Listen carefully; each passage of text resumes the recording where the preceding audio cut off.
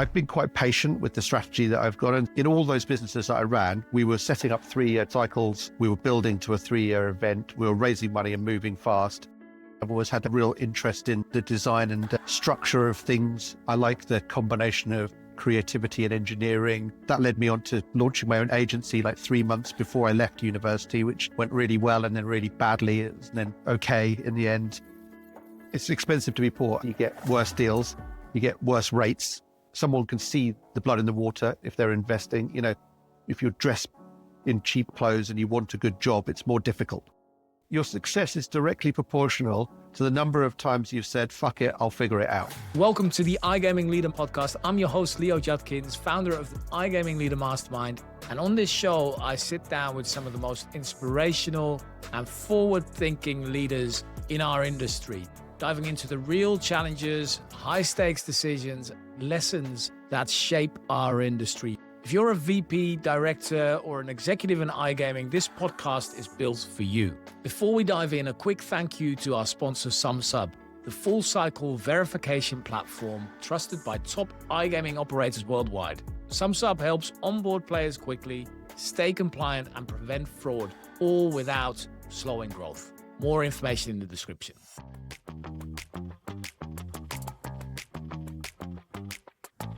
Hey everybody, welcome to the iGaming Leader podcast. I am here with Andy Rogers and we're going to have a very different conversation today because Andy, you're the quiet guy behind so much of the industry.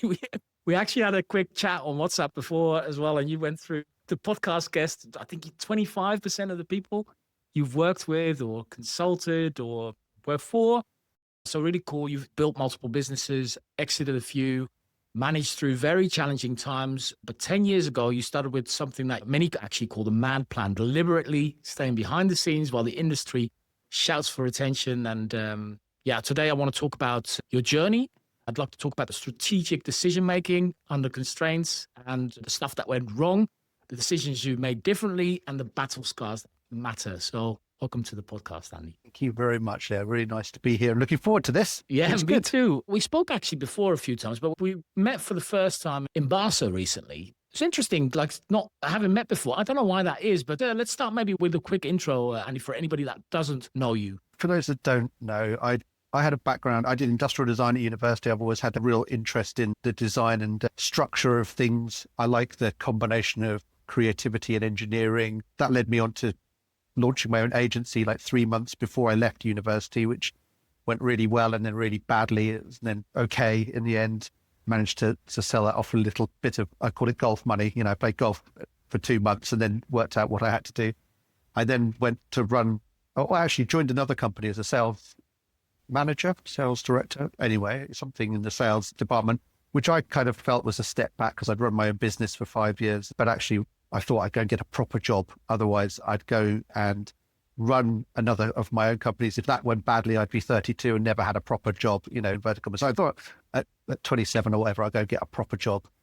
I ended up being a director at that business and then the managing director, and it all went quite well. That was quite a good business. That was called Lightmaker. And we opened a bunch of offices globally and did all sorts of shiny shit. And it was good. We were hot for a very long, for a period there.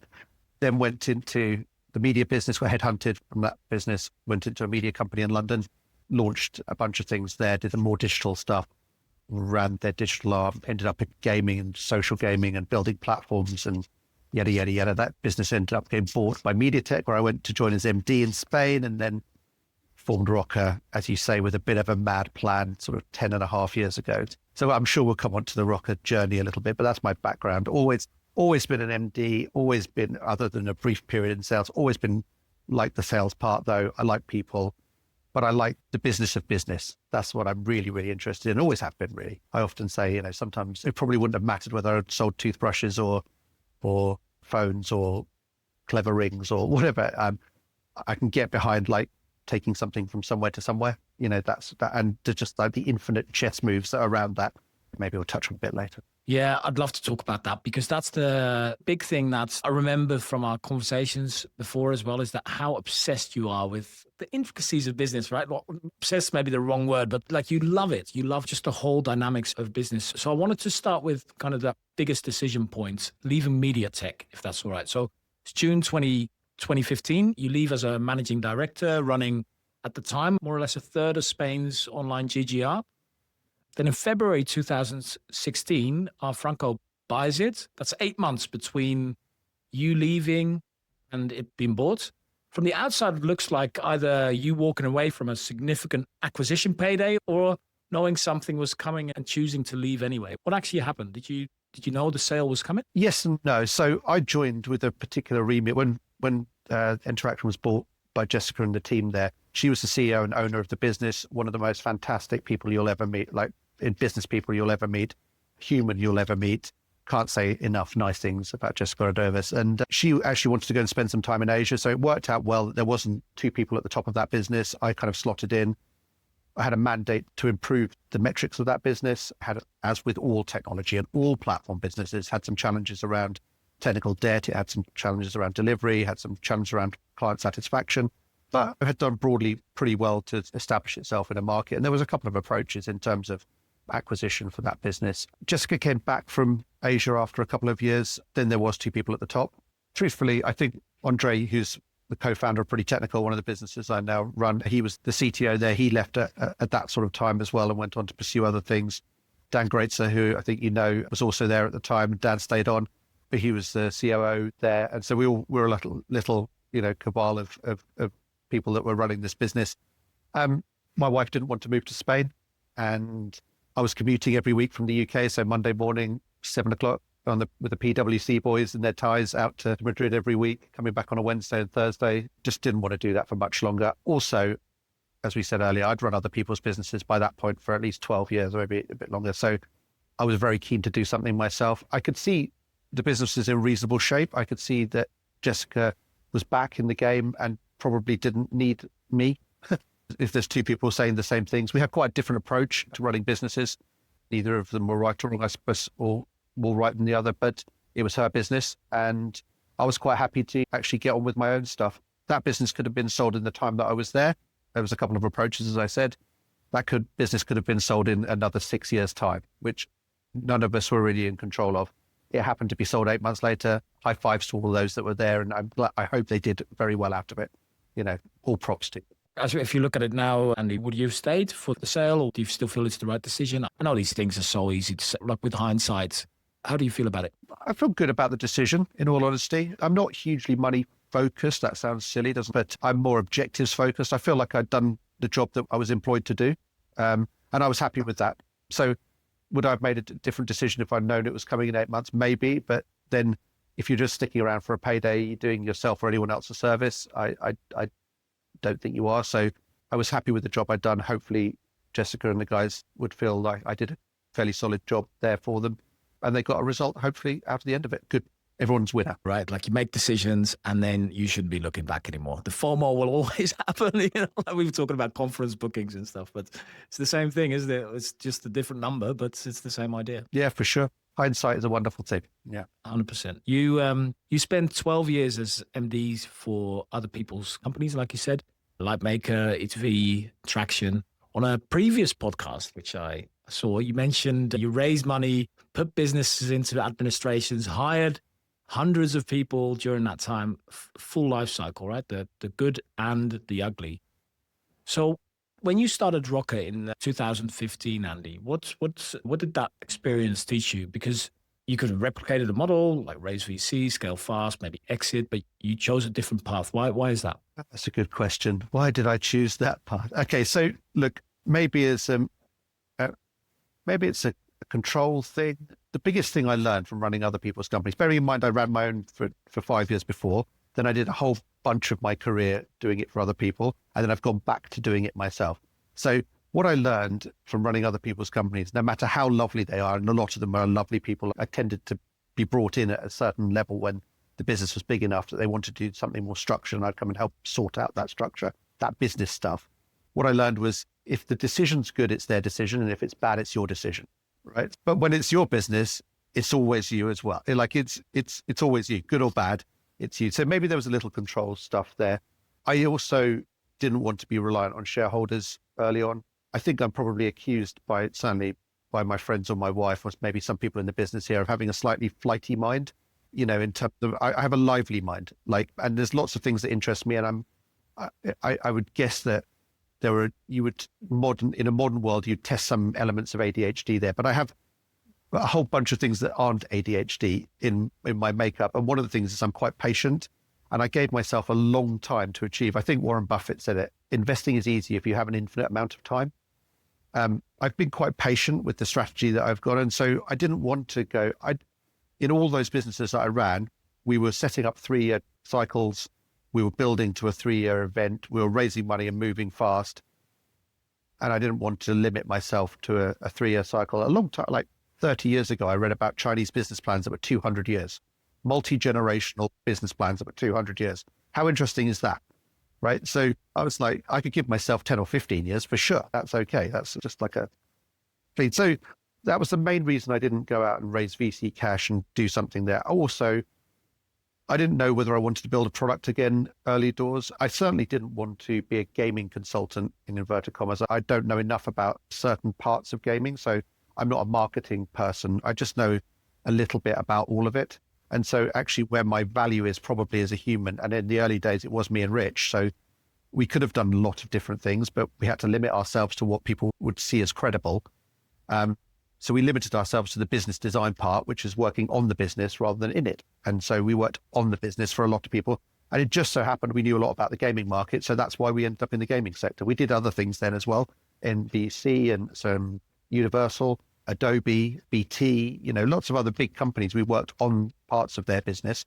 But as the years went by, we decided to focus more and more on the gaming sector. We would build it slowly, invest in things over time, give ourselves the right amount of ownership and control. Where did this whole idea of a 10, well, you've spoken about it as a 10-year plan, which turned out to be 12 years because of COVID, but where did this whole long-term and sticking with your plan idea come from? That's quite, I feel that's quite unique. So I'd like to talk a little bit more about that.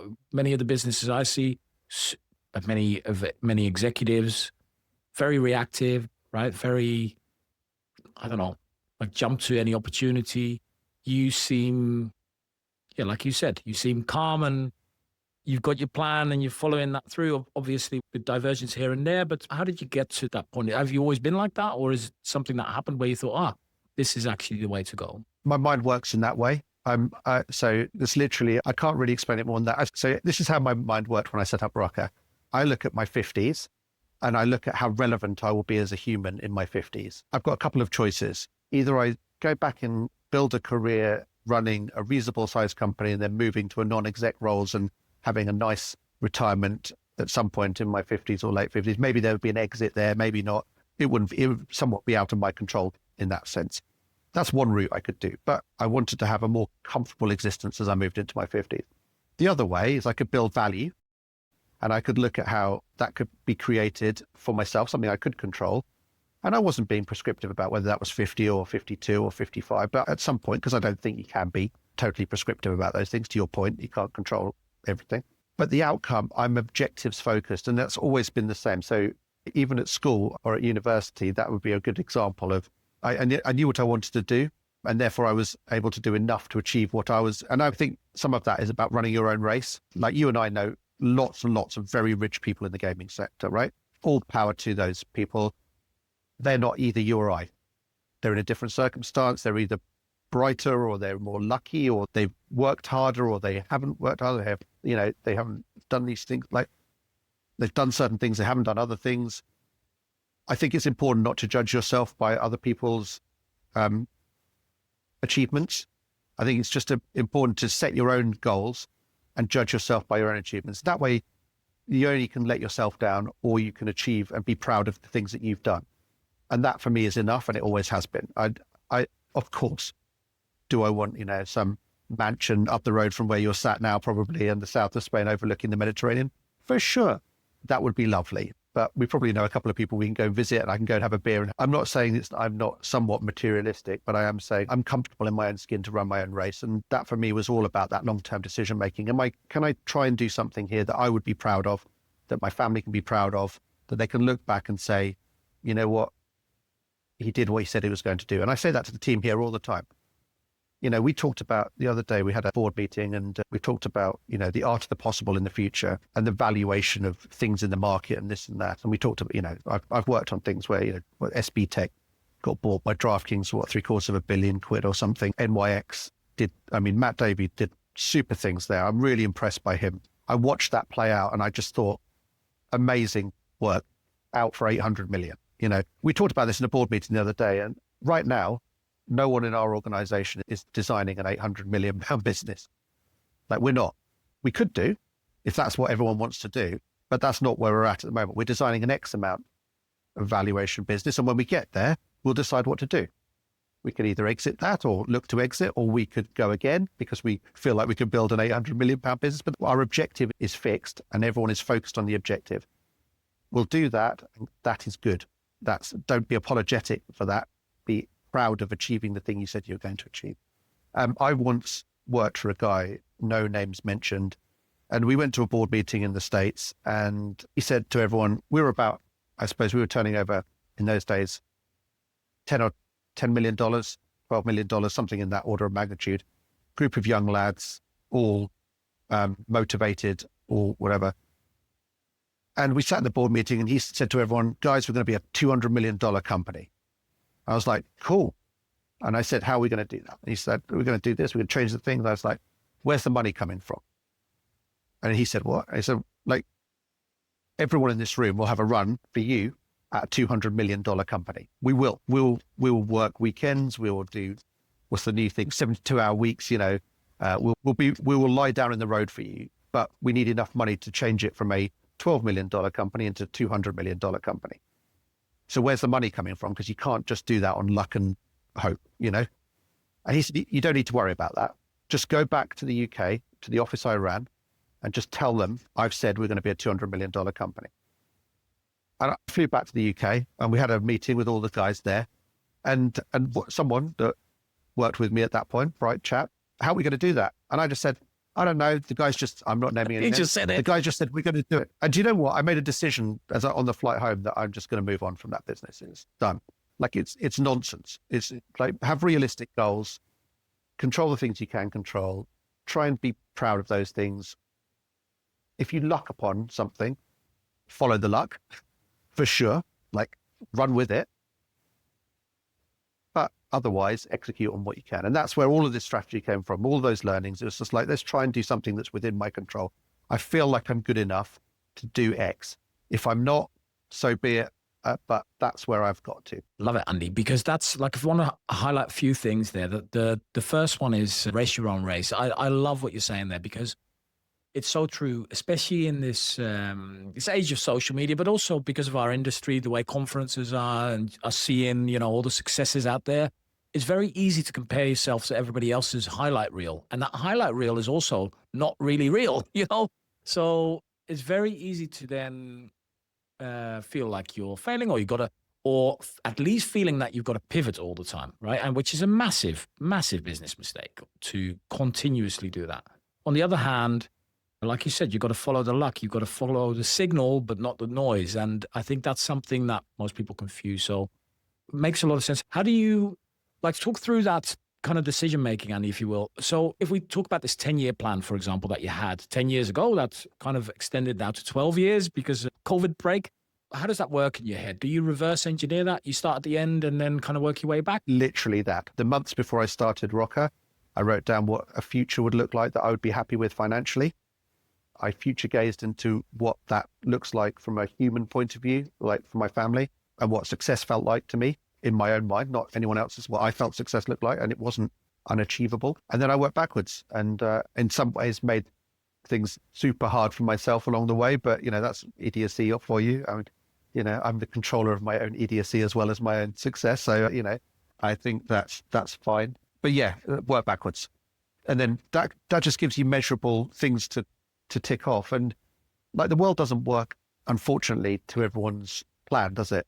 So COVID is one of those things, but we've had other things where, investors have let us down, or people leave that you didn't think were going to leave, or like a myriad of stuff that happens that changes the course. But am I moving myself every half a year? Probably is the measure. Am I moving myself every 6 months towards a goal, or am I moving it away from a goal? That's the only answer that needs answering. Is that what you do, Andy? Is it like you sit down every half a year and you kind of check how you're performing against that 10-year plan and your milestones within it? I don't structure it in that way because that would be, again, I was just setting myself 6 months goals. I'm just looking at the future and saying, okay, am I trending towards that? The signal, not the noise. Is my trend good? All this that's going on in between, some money, no money, loads of happy staff, some happy, me happy, me sad, all the trends that go up and down, I'm very, actually, you can speak to a lot of people. Maybe I'm not very sad as a human, actually. So I don't know. That's not one of my traits. But over optimistic for sure. Like that's a negative trait. Maybe I'm over optimistic, but I'm not sad as human. But all those things that happen month on month, quarter on quarter, even year on year, am I trending towards the thing I'm after? So when you started this plan, this 10-year plan, lots of people call it mad. You, of course, didn't launch 4 businesses at the same time. That would have probably been quite mad. You staggered it. How do you decide that when, it's time to spin up the next one, or I've got to wait? What does that decision making look like for you? A good question. Let's start with why I did the plan in the first place, maybe answers. I can go back to when I was 30 at Lightmaker, having conversations with PE people or fund people of some kind, finance people, talking about roll-ups then and looking at whether we should go and buy agencies and roll them up. And I've always been really interested. So that was 20 years ago now. I've always been interested in that theory of roll-ups and, the arbitrage and the way that the dynamics work in terms of business model. And it is that game of business that we talked about earlier that I'm interested in. That's the most challenging, most exciting, most interesting part for me. So I couldn't afford when I left MediaTek to go and buy 4 businesses. I just didn't have the money there. I could have probably done that if I'd have gone the route you mentioned before, like go and raise the money and then buy the business. But that's not where I wanted to be. I did have enough money to start. And everyone, as you said that don't start 4 businesses. Who does that? And I said, I'm not going to start them all at the same time. That would be mental. But one of the pieces of like something that the thought of starting those 4 businesses was a little bit driven, like that's a mad idea. But I read something in probably 2014 on a plane, probably over to Madrid and back, where Richard Branson sat on Necker Island was running 75 businesses. He was the principal of 75 businesses. I think I landed and said to Ro, have you seen that? 75 businesses. If he can do 75 from an island in the middle of nowhere, I might be able to do 3 or 4 from a house in Kent. That seems reasonable. I'm not as bright as Richard Branson, but, that's okay. By an order of magnitude of more than 10, I'd back myself. So it's just a construct then, and then exactly the same as the life plan, work backwards from where you want to be, and then do these things in order. So we started Rokker first as a business design consultancy. It gave us enough money to pay the mortgages that we had, Rich and I.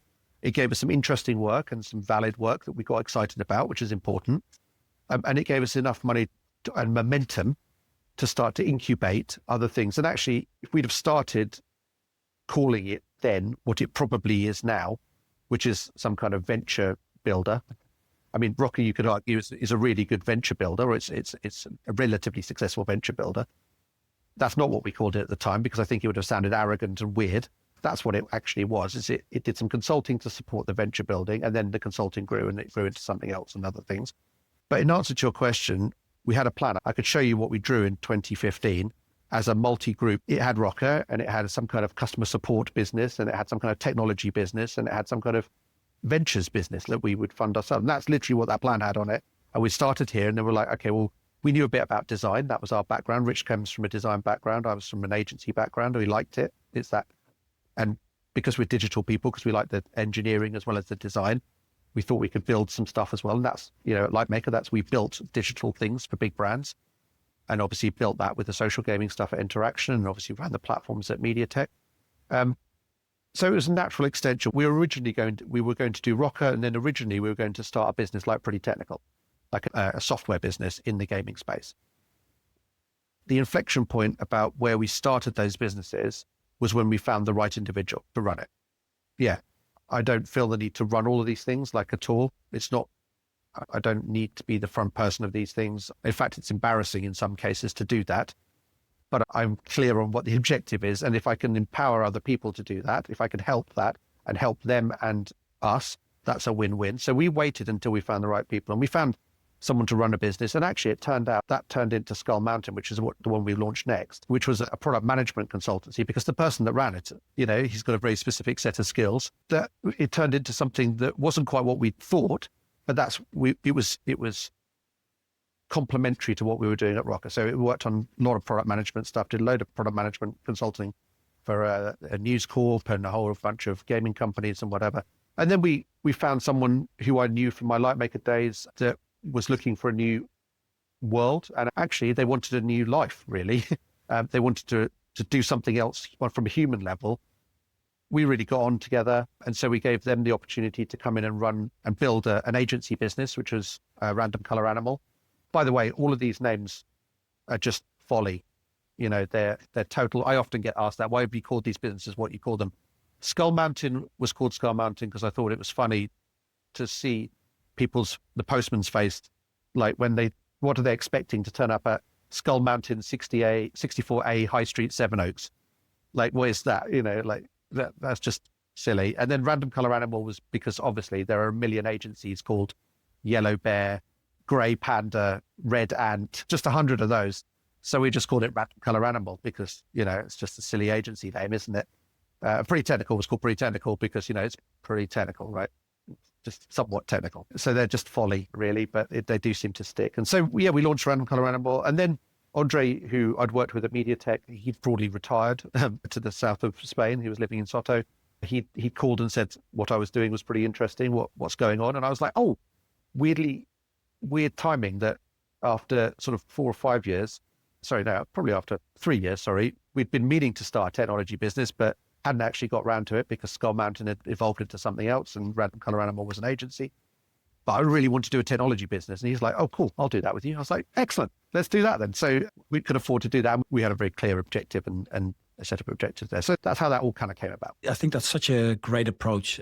What would have happened if you would have launched all 4 at the same time? If you would have found like the right people to launch it with at the same time? 2 things would have happened.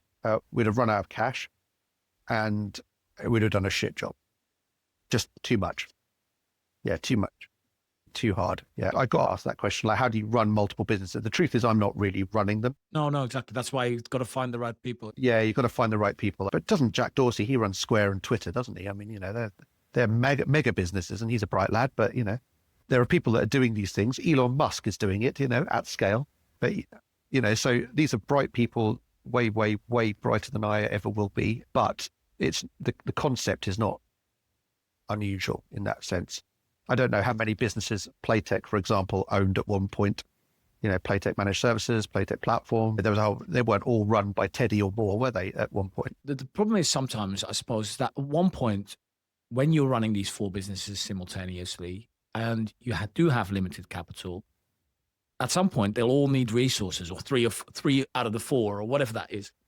Like, how do you decide that? What's your framework for deciding where to deploy capital or attention when everybody's screaming for investment or for your time or for resources in general? You tick off the ones that are most critical in order, and that's it. But what does that mean, Andy? Like, most critical? Does that mean is gonna, if they're gonna burn and die if I don't touch it, or what does critical mean? Yeah, plenty of times over the last 10 years we've been, weeks away from disaster, for sure. Unless you're hugely funded and if you're doing something on a budget, stuff happens that costs money, and that's just the way of the world. And so definitely been there. Like, I'm sure everyone that's run the business that's been on these podcasts has given you some, and you've had it yourself, right? They've given you some level of indication of the stress that's involved in running businesses. You just have to go through it. Wasn't one of those things that, like, embrace the suck, like it just embrace the, and the fact that it's hard is inevitable. Like, it's inevitable. I don't know whether I've met anyone that's just absolutely killed it, just cruised through. I don't know if I've met anyone like that. People might tell you, but it's never true. But that's the other thing as well, isn't it? And it's that sometimes, like, kind of this idea of looking backwards and making decisions in retrospect, you go, okay, maybe I made the wrong one or the right one or whatever it is. There is this survivor's bias, if you will, right? You look at people that have successfully exited or successfully pivoted their business or whatever that is. And you see the 1% of people that have come out of that successfully, and you'd never hear the really the 99% that, crashed and burns. And that's something I really live by, and I learned really early on, is that your success as an individual is very, very rarely based on your personal ability. Like, it's contextual to the people and the situation around you. And that is both positive and negative. I've seen plenty of people who are bright as shit fail. I have seen plenty of people that have dumb lucked their way into big money, tens, if not hundreds of millions of pounds. And it's all contextual. Like, don't beat yourself up about those things. I would say, like, it's so hard when you're in the maelstrom. And as I said, I've dealt with businesses that have gone down, and you own that failure and you wear it, and it eats you up, but also own the successes and feel good about it. I sometimes take a mental snapshot. I remember doing it on a train at ETV once. I take a mental Polaroid, literally before Instagram was a thing, because I'm that old, and you could just see your nice moments. Take a mental Polaroid of those nice times when it's going well and you feel good, because often as not, as humans, we hold on to the negative, don't we? We beat ourselves up over the things that went badly, and what could I have done wrong? Sure, you could have done some things right, but you can equally ask yourself, why am I not worth 100 million? Because there are probably situations where you could have done other things that would have been worth, X number of quid. So yeah, and the people around you and the context around you is more critical than your personal ability, I think. It's a timing piece as well. And so on the mastermind, we regularly have expert speakers, and talking about Dan, we had Dan Greatzer there maybe 4 weeks ago, and we were talking about Maxime Bet, right? And before he joined us as an expert speaker, I was telling our members how I was talking about this framework on how there is just so much downward potential for going against the crowd when you're by yourself, right? As people, we want to go with the crowd. I think this is what killed most businesses, where employees just go with the crowd because they think they're going to be absolutely stoned when they go against the crowd and get it wrong, because that is actually true, right? When you go against the crowd and you make a decision and it turns out to be, because of dumb luck, it turns out to be the wrong decision, or because the macro turns or whatever it is, it's the wrong decision. People are going to say, told you so, knew it beforehand. And when you get it right, nobody actually goes, well, no, I had it wrong. And I was kind of, people will also say, no, I knew he was going to make it. So I think that's that survivor's bias, I think is a really important thing to think about, because the opposite is also true, right? We absolutely stone these people that go against the crowd and then fail, and it's awful. Well, one needs to be honest enough with themselves to say, if I've succeeded, genuinely, it's not just because of me. I may have been part of that success, and I may be the benefactor of that success, which is great. Find yourself, buy your farm, go and retire to the south of Spain, go and do whatever you want to do, open a dog sanctuary, like whatever is your thing, right? If you've achieved success, then that's great. Be the benefactor of it, but admit that probably it's not entirely you. And I think where I've struggled with people that I've worked with certainly with and for, the only times that I struggle with other humans is when their ego is out of control and they consider themselves to be the arbiter of success unilaterally. I think that's bonkers. Yeah, exactly. It's definitely not leadership. Let's talk a little bit about these lessons and maybe some of the challenges that you've gone through. So I saw this post that you made, 10th birthday post. You said, I launched multiple companies, one failed, one exited, 2 more with over 100 colleagues. It's obviously a post from a while back, but the thing is, everybody talks about wins, right? Everybody talks about successes like we were discussing about earlier. I would love to talk about lessons. So what were some of the most expensive lessons maybe that you've learned from having to shut things down, or where it's almost gone wrong, or where you said, I'm just weeks away from having to close?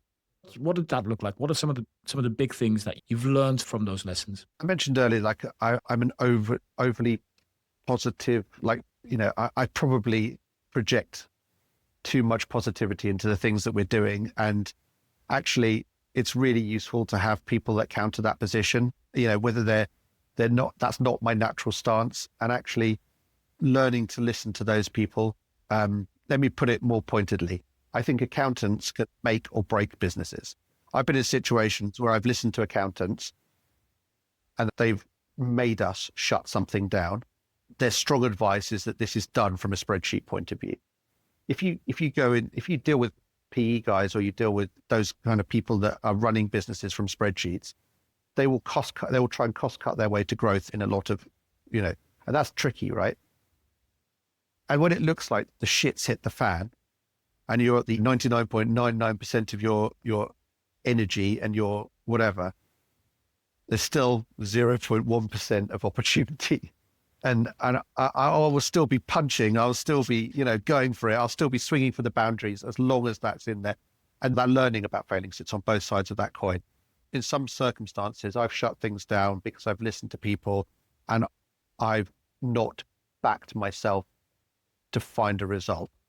And in other situations, I should have shut things down way earlier because I've spent literally hundreds of thousands of pounds on doing something that has become unviable or just isn't viable in the first place. As I've got older, I've been better at that. And I would still try and realize value from the failure. But I've learned to listen to accountants in a way that I'm happy with. That sounds really bad. And I apologize to any accountants out there. It's a different mindset to mine. And that's all it is. That's just a different mindset. But how do you know, Andy? Like, how do you know that, like, again, looking backwards is easy, right? You go, this is the wrong decision, it's the right decision, turned out well, didn't turn out well. How do you know in the moments when the heat is up, there's only weeks of runway left, but you're at the 99.9%? I always think about this image where somebody's hacking their way through a tunnel, and the treasure is on the other side. And there's so many people that turn around and go back, give up, never knowing how close to the treasure they were hacking their way down, right? And so how do you know? Can you even know? And how do you decide now based on that experience that you've got? You know when to end a marriage, right? You either love that person or you don't. And I've never had to deal with this. I should say I'm very happily married. But I would imagine it's the same. I'd imagine it's the same process. Like when you know. And I've had friends that have done that. But he split up from his wife and he told me, you know what, the thing that finally did it for me was that she left the bloody dishwasher on in the kitchen every time we sat down for dinner. That was it. That was enough to break it. And he just knew in that moment that wasn't who he wanted to spend the rest of his life. And I think business is a bit like that. Like the truth is, even I, with my view of my rose-tinted view of almost everything, is like when you know, there's a gut feel. You just know it's done. And there is no amount of swinging for the boundaries. There's no amount of bullshit. There's no amount of fudging the numbers. There's no amount of you just know it's done. And I think a good business person needs to get there before you have to get a divorce. You have to be better at the signals there to call it. So, but I think that I would imagine it's the same as like calling time on a relationship. For me, the business is the same. I'm emotionally attached to it. I want it to succeed. I don't want to be the bad guy. I don't want anyone to suffer. All of the same things that I would want if I ever finished a relationship. I would want it to just be amicable. And often it can't be. And if you were to draw those analogies even further, sometimes divorce lawyers are brought into it and it becomes a shit show of ownership. And that's the same as administration. People get very emotional. There's a whole load of new people involved in your relationship that you didn't want them involved in. And I would imagine it's the same thing. But if you know, I would say. Yeah, and I suppose that's experience. That's having to have gone through those situations, right? So you see the signals and you understand them and you can read them. Because the other part of it, I suppose, is that many people will confuse kind of the challenge and the difficulty, like you were talking about before, of running a business, of owning a business, which is full of challenges and doesn't get easy. And the grass will always look greener on the other side. And, I always think about the lady in the red dress, from the Matrix. It's a bit like that, I often feel, with business. So it's so easy to confuse the wanting to get away from the difficulties versus the signals or the signs that it's actually not working. Have you seen that? Do you see that now? Can you see the difference between the two? And do you see that in others, maybe the people that run the business? Yeah, I'm better at calling it, for sure. And your gut feel becomes more educated. Do you see what I mean? Because of the complexity of business, the macro drivers, the people, COVID, whatever, because of the macro inputs into business, it's almost impossible to predict. But your experience by doing it over and over and over and over and over again in different scenarios, you get to see those triggers. I definitely on the downside, I have a saying always, like, when businesses go badly wrong, just when you think they can't get any worse, someone resigns.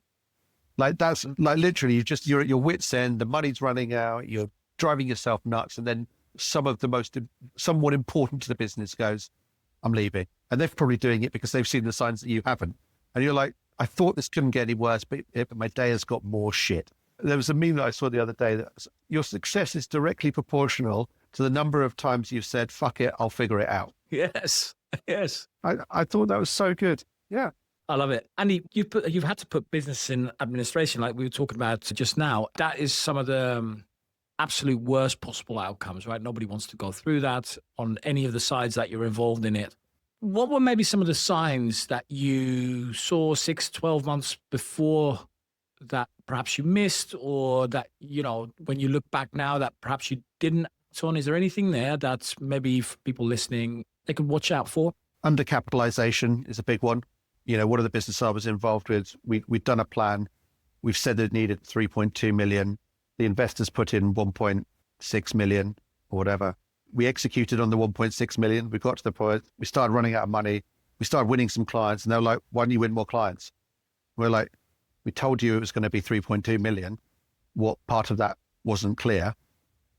If we don't have the 3.2 million, we're not going to have enough money. And then it's just cyclic decline in there. Like you're scrabbling, you're trying to take bad projects, you're trying to take bad clients, you're trying to work these things out as you go. And it's hard.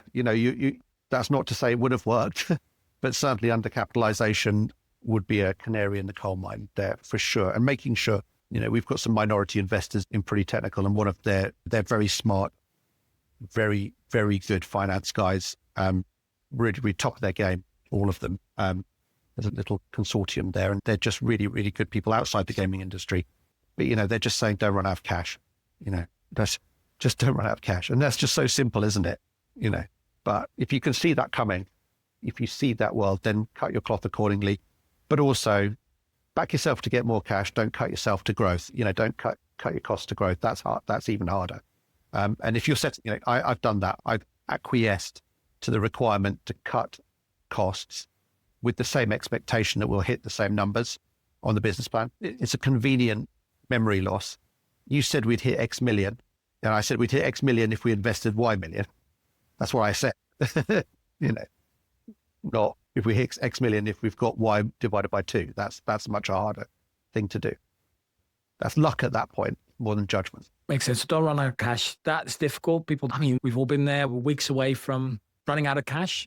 And so what does that do? Like, why is that so important? How does that affect decision-making when it's kind of end of the road versus it's well capitalized? I think like you're not making panic decisions. Jessica, who I mentioned earlier at MediaTek, had a great saying, which is, I use it all the time. It's expensive to be poor. Isn't that a great saying? It's expensive to be poor. And obviously the intimation is you get worse deals, you get worse rates. Someone can see the blood in the water if they're investing. It's just expensive to be poor. If you're dressed in cheap clothes and you want a good job, it's more difficult. These silly things. And she used to say that it's expensive to be poor. And so she always used to make sure that business was capitalized to the correct level. What a great little piece of learning that was for me. I think David McDowell said it, where for him with FSB, it was just constantly finding that balance between not diluting too much, but also resourcing it well enough. And that balance, he said, it's like a magician's act, And the one thing he said about it is I never got it quite right. And maybe that's the truth. I think there's something to be said for cut once and cut hard. Be decisive in both cutting and fundraising, as much or more than you need if you're fundraising, and dilute once at that point, rather than death by 1,000 cuts and just tripping. Because again, if you find yourself in a suboptimal position, which is a great consulting term, by the way, suboptimal just means shit, doesn't it? If we're describing something as suboptimal, it just means I'm in a boardroom, not on this podcast. But, if you're in a suboptimal position with your business and you're looking to raise capital and, it's expensive to be poor, you're you're taking anyone's deal, and you could be taking little tranches. Then you've got a whole group of shareholders to please, and everyone's, demanding this and that. There's, preemption rights, there's board seats, there's blah, blah, blah, blah, blah. I would say if I'm doing it, then, know what you need, take what you need, but just do it in as fewer chunks as possible. That's obvious, I suppose, to anyone that's ever done it, but maybe not for people that haven't done it. One of the things I love about you, Andy, is that you're a massive fan of quiet, effective leaders. And I suppose there's actually two really extremes. There's the very loud ones, especially in gaming, right? There's the very loud ones and there's the very quiet ones. And I think gaming often, because you hear the loud ones or you see the loud ones, it's often the thing that people believe you should do, right? The LinkedIn presence, the big stands, the flashy stuff, right? You've deliberately chosen to stay behind the scene, the guys behind the guys, if you know kind of stuff that we were talking about before this podcast as well. How do you build your service, your network without all of that shouting and all of that noise that you see so many others do? There's definitely an argument to say, again, I've made my life harder for myself by not following that sort of public self-promotion thing. I could have got PR and could have done loads of speaker stuff. The main reason I didn't do that, two reasons really, I suppose. One is that I prefer to just let my actions speak. And going back to running our own race, weirdly, I only need them to speak to myself. Like I want other. It's nice when other people think you've done a good job. Don't get me wrong. I'm not so self-absorbed that I don't care. I do care. And that's nice if other people acknowledge that you've done a good job and whatever. But I think that's important to me, is to know that I'm delivering on what I say I'm going to do. The second reason is that up until probably 2 years ago, I was working on projects personally that were in the industry for lots of big names. And it's very difficult. I can't talk about those. I couldn't talk about them, whether they're big acquisitions or whether they're strategic challenges that people had, lots of people that we both know, lots of companies that we both know. I just don't talk about them, not because I'm being overly humble. I just think I've got a contract and I'm not telling people secrets. I don't want to talk about them. It's not in my remit. I'm employed to do a job and I'll get on and do that. And then I'll keep that quiet and I'll move on to the next job. There's some network learning that I have that's valuable and that's been useful, but I haven't leveraged anyone's stuff for my own gain. I've just gone and done it. And so I didn't want to go out and say, I've absolutely smashed it with this private equity firm buying this business for hundreds of millions of pounds, just done the due diligence on this business. And I could tell you all about their tech and all about their people. And I know loads about that stuff. And I've helped these people. I've saved that business from bankruptcy. I've helped these individuals personally on who cares, right? And I've done all of those things, but I'm not telling you anybody that I've done them for. And so there we go. That's my cross to bear, is that I can talk about it in the abstract, but not in the definite. Here's the thing that you'll like. I did a webinar yesterday with Andrew Bullis from Odgers, very nice guy. And he said the difference between true leaders and CEOs and the ones that are not is that one gets really excited about, let's think about Christmas, gets really excited about unwrapping their own presents and celebrating their own presents. And the other one gets really excited about everybody else unwrapping their presents and being surprised by them. And I think that's so true. That's kind of what you're talking about here as well. It's, taking your ego out of the equation. There's an element I would call out there as well with smart people that run businesses. I think it's also fair to say that that's not totally altruistic. I think there is a great joy in seeing other people progress, a joy that I've grown into as I've got older. As a younger man, I was much more bullish, much more arrogant, much more confident, much more focused on my own success. As you move through life, and it is an age thing more than an experience thing, probably, you recalibrate slightly. This super satisfying. I know Ian spoke about that on his podcast, about the guy that is now running something in the industry that he's really proud of. I know exactly who he's talking about. And high fives to both Ian and him, genuinely, they both killed it. Good job. There's definitely that. But I would say that leaders are not totally altruistic in that way. Is it Rockefeller? I'm going to misquote someone here.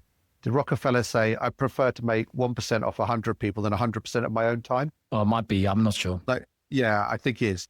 J.D. Rockefeller. I think he said, I prefer to make $1 from 100 people than $100 of my own time. something in that order of magnitude. But the sentiment is actually by doing a good job for the team, you can be more successful. The result is more successful for you. As I said earlier, I don't believe that you're more successful. I believe the outcome can be more successful and that can benefit you. There's different things. They're totally different things. My last question, Andy, if you've been in business now for 28 years, built agencies, platforms, incubated businesses, executed exits, you've done all of it, right? If you could go back to talk to 25, 30-year-old Andy, starting Sunstream, what's the one piece of advice that you would give that would have helped you the most or would have saved you the highest amount of pain? I always think about these things as the leverage piece. What's the leverage piece that you could have told yourself that would have escalated things for you in a different way? Two answers to that. First answer, and slightly more churlishly, is get into gaming earlier. As someone who's the chairman of a bunch of businesses, and we both know this person, said to me, making money from gaming's been pretty easy, Andy, over the last 20 years. I was like, wow, it doesn't feel that easy, but maybe I wasn't in slightly early enough. And so, yeah, get into gaming earlier as 25-year-old Andy, like do a, Noel Hayden and do a Jackpot Joy and do all of those things. Like weirdly, I at our agency in those days, I had all of the skills. Like we had the people, we had the designers, we had the technologists. We could have done a game sys. We could have done that. Just wasn't in the industry, wasn't thinking about it. So that's probably the churlish answer, is get into gaming earlier. But I think as a younger man, probably continue to back yourself.